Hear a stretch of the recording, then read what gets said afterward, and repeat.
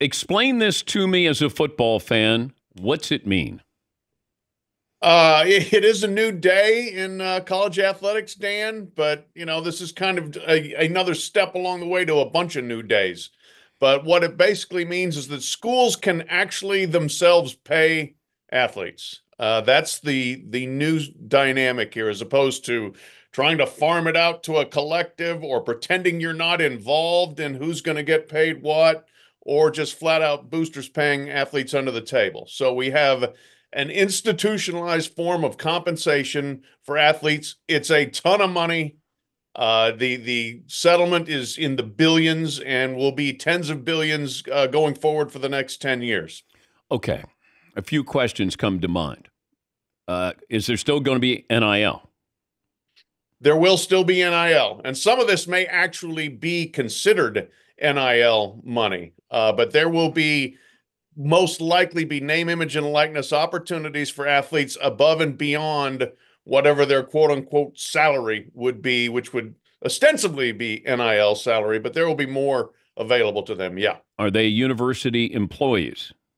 Not at this point. And that's kind of been one of the needles the NCAA and college athletics have been trying to thread here of we don't want an employee-employer relationship. Let's see if we can find a way to pay you guys without making it specifically that kind of a deal.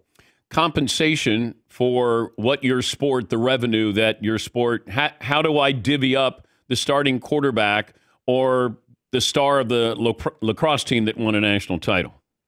To be determined, and that will probably get dribbled down to be a institutional decision of how the money gets distributed. The question there becomes, okay, what's the Title IX impact? If you're going to pay the football team X, do you also have to pay the women's basketball team this amount, or a star women's volleyball player? So all of those details have not been hashed out at all. But it's probably going to be up to each institution.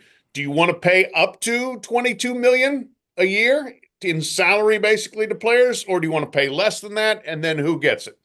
Oh, so the university, it's case by case of, do you want to spend all the money each year on your athletes? Yeah, that's at least the theory right now, is that this will be school by school decision. And some schools, look, your Ohio States, your Michigans, your Alabamas, et cetera, will be able to Texas easily be able to spend the full 22 million and then some, via outside NIL if they want. Other schools, the Mississippi States, the Iowa States, the Purdue's may say, we're not going to go that far. And then the big question is really how far down the scale do you go for the schools outside of the Power Five?